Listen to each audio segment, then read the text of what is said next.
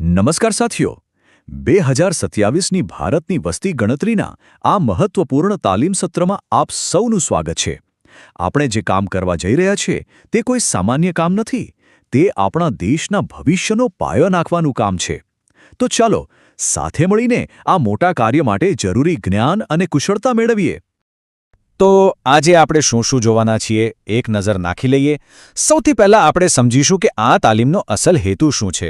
પછી આપણે વહીવટી માળખાને જોઈશું, કેટલીક ખૂબ જ જરૂરી વ્યાખ્યાઓ સ્પષ્ટ કરીશું અને પછી સીધા ફિલ્ડ વર્ક અને નંબર કેવી રીતે આપવા તેની ચોક્કસ પદ્ધતિઓ પર જઈશું અને છેલ્લે બધી બાબતોનો સારાંશ જોઈશું.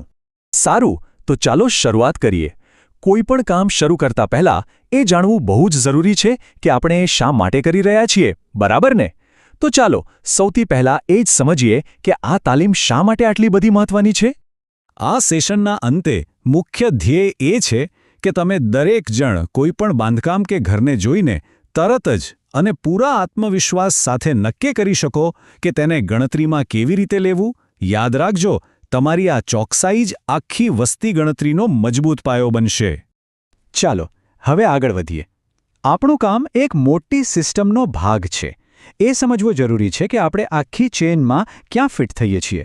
જો આ મોટું ચિત્ર સ્પષ્ટ હશે તો આપણું કામ વધુ સરળ અને સચોટ બનશે. જુઓ આ ચાર્ટ. આમાં દેશથી લઈને રાજ્ય, જિલ્લો, તાલુકો અને છેક આપણા કામના વિસ્તાર એટલે કે હાઉસ લિસ્ટિંગ બ્લોક અથવા તો HLB સુધીની આખી સિસ્ટમ બતાવી છે. અને સાચું કહું તો તમે લોકો આ સાંકળની સૌથી અગત્યની કડી છો, કારણ કે સાચી માહિતીની શરૂઆત અહીંથી તમારા કામથી જ થાય છે.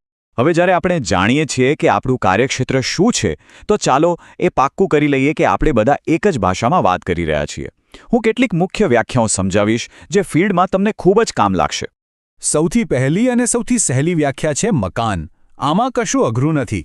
કોઈ પણ એવી રચના જેની દિવાલો અને છત હોય, ભલે એમાં કોઈ રહેતું હોય, દુકાન ચાલતી હોય કે પછી એ કોઈ ધાર્મિક સ્થળ હોય, એ બધું જ આપણા માટે મકાન છે. આ ફોટો જુઓ, એકદમ સરસ ઉદાહરણ છે.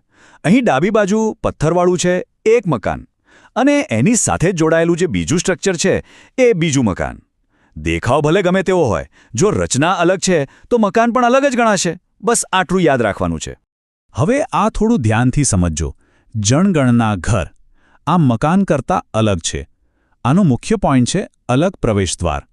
માની લો કે એક મોટું મકાન છે, પણ એમાં અંદર જવાના 5 અલગ અલગ દરવાજા છે અને 5 અલગ પરિવારો રહે છે. તો મકાન એક જ ગણાશે, પણ જનગણના ઘર 5 ગણા છે. સમજાયું? આ ચિત્ર જુઓ, જે આપણે હમણાં જ વાત કરી એનો પરફેક્ટ ઉદાહરણ છે. બહારથી જોશો તો એક જ બિલ્ડિંગ લાગશે, પણ એના અલગ અલગ દરવાજા જ બતાવે છે કે અંદર એક કરતાં વધુ જનગણના ઘર છે. આપણે દરેક દરવાજાને એક અલગ યુનિટ તરીકે જોવાનું છે. અને છેલ્લી પણ એટલી જ મહત્વની વ્યાખ્યા છે કુટુંબ. આનો સંબંધ મકાનની દિવાલો સાથે નથી, પણ લોકો સાથે છે. એકદમ સીધો નિયમ છે. જે લોકો એક સાથે રહે છે અને એક જ રસોડામાં જમવાનું બનાવે છે એ એક કુટુંબ કહેવાય. સરસ. તો હવે આપણે મુખ્ય વ્યાખ્યાઓ સમજી લીધી છે. હવે સવાલ એ છે કે આ બધી જાણકારીનો ફિલ્ડમાં ઉપયોગ કેવી રીતે કરવો. તો ચાલો હવે સીધા તમારા કાર્યક્ષેત્ર એટલે કે હાઉસ લિસ્ટિંગ બ્લોક HLB પર આવીએ.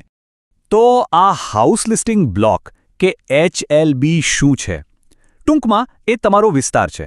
વસ્તી ગણતરીના સમયગાળા માટે આ જ તમારી દુનિયા છે. આ વિસ્તારની હદમાં આવતા દરેક મકાનને શોધીને એની નોંધણી કરવાની જવાબદારી આપણી રહેશે. તમે ફિલ્ડ પર જાઓ એ પહેલાં સૌથી પહેલું અને સૌથી અગત્યનું કામ શું છે? તમારા HLBના નકશાને બરાબર ઘોડીને પી જવાનું. એની હદ ક્યાં શરૂ થાય છે, ક્યાં પૂરી થાય છે, કઈ ગલી ક્યાં જાય છે, આ બધું જ તમારા મગજમાં એકદમ ક્લિયર હોવું જોઈએ.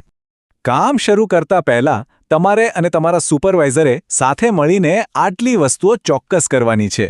પહેલાં તો આખા વિસ્તારમાં એક આંટો મારી લો. પછી એપમાં જે નકશો આપ્યો છે એની સાથે હકીકતમાં સરહદો મેચ થાય છે કે નહીં એ ચકાસો. અને ખાસ ખાતરી કરો કે કોઈ છેવાડાનું કે અલગ થલગ ઘર રહી ન જાય. આટલું કરશો એટલે અડધું કામ સરળ થઈ જશે. ઓકે, ચાલો હવે ફિલ્ડના સૌથી પ્રેક્ટિકલ કામ પર આવીએ, નંબરિંગ. આ કામમાં જરા પણ ભૂલને અવકાશ નથી, કારણ કે આ નંબર જ દરેક ઘર અને પરિવારની ઓળખ બનશે. મકાનને નંબર આપવાનો નિયમ એકદમ સીધો અને સરળ છે. યાદ રાખી લો, પહેલાં CN લખવાનું અને પછી જે નંબર આપલો હોય તે. જેમ કે CN 102, બસ આટલું જ. આનાથી આખા દેશમાં એક સૂત્રતા રહેશે. અને તમારા માટે એક સારા સમાચાર છે. જનગણના ઘરનો નંબર તમારે નથી આપવાનો. એ કામ HLO મોબાઈલ એપ કરશે. તમે જેવી માહિતી ભરશો એટલે એપ આપમેળે જ 0001 થી શરૂ કરીને 4 આંકડાનો એક યુનિક નંબર જનરેટ કરી દેશે. એટલે આપણું કામ થોડું સહેલું થઈ ગયું. સારું, ચાલો હવે એક એવી પરિસ્થિતિ વિશે વિચારીએ જે ફિલ્ડમાં ચોક્કસપણે તમારી સામે આવશે જ. ધારો કે તમે ગણતરી કરી રહ્યા છો.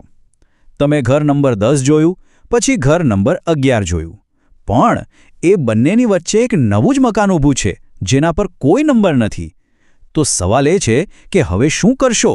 આ નવા મકાનને કયો નંબર આપશો? આનો સાચો જવાબ છે 10/1. આને કહેવાય સબ નંબર. આનાથી ફાયદો એ થાય છે કે આપણે આખા વિસ્તારના નંબર બદલવા નથી પડતા અને ક્રમ પણ જળવાઈ રહે છે. આ નંબર સ્પષ્ટપણે બતાવે છે કે આ મકાન 10 નંબર પછી અને 11 નંબર પહેલાં આવેલું છે. ખૂબ સરસ. તો ચાલો સેશન પૂરું કરતા પહેલાં આપણે જે પણ શીખ્યા એના સૌથી મુખ્ય મુદ્દાઓ પર એકવાર ફટાફટ નજર ફેરવી લઈએ, જેથી કોઈ પણ પ્રકારની ગૂંચવણ ન રહે. આ ટેબલ આખા સેશનનો સાર છે. બસ આટલું યાદ રાખો.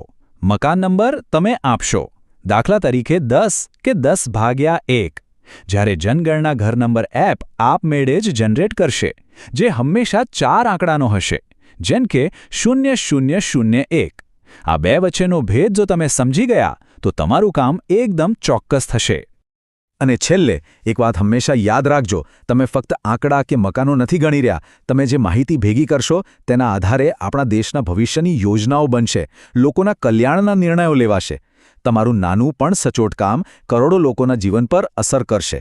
આ એક બહુ મોટી જવાબદારી છે અને મને પૂરો વિશ્વાસ છે કે આપણે સૌ સાથે મળીને તેને ખૂબ જ સારી રીતે નિભાવીશું.